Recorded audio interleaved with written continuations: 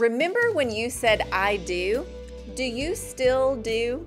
This is for married couples today, because let's be honest, all the sheltering in place and social distancing has many couples wishing they could social distance from each other. It's been a challenge at times. Even for the most committed couples, not being able to have a little space can put certain stresses on a marriage.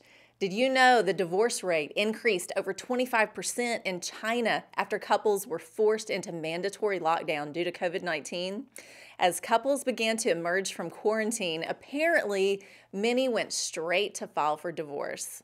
Remember the honeymoon phase when you wanted to spend every waking minute with your spouse?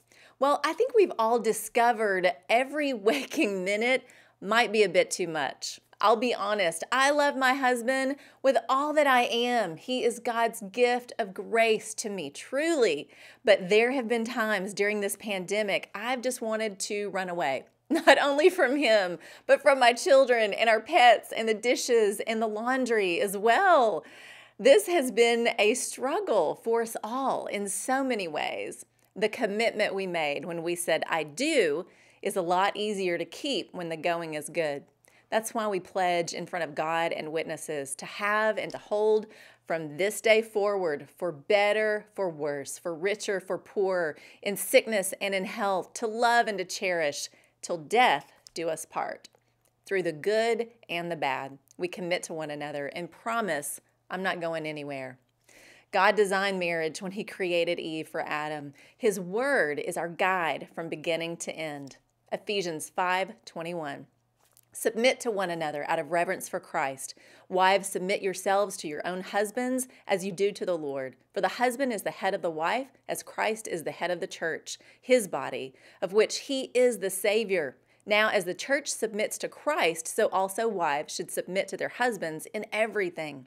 Husbands, love your wives, just as Christ loved the church and gave Himself up for her to make her holy, cleansing her by the washing with water through the word, and to present her to Himself as a radiant church, without stain or wrinkle or any other blemish, but holy and blameless.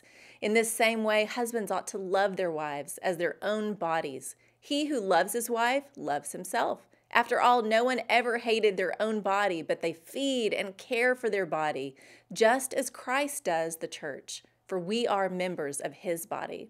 For this reason, a man will leave his father and mother and be united to his wife, and the two will become one flesh.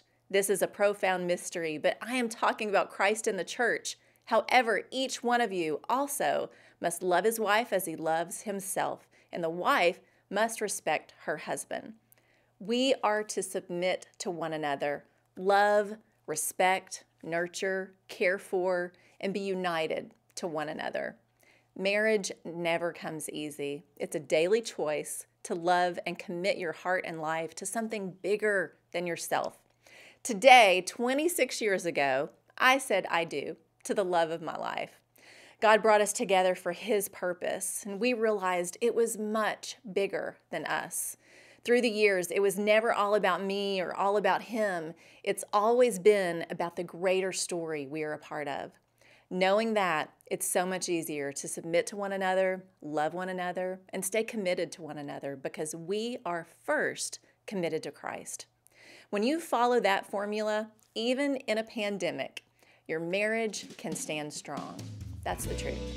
Today, by God's grace, I'm even more committed to God and my husband, and I'm thankful that every day together, we make the choice to say, we still do. I'm Lori Klein.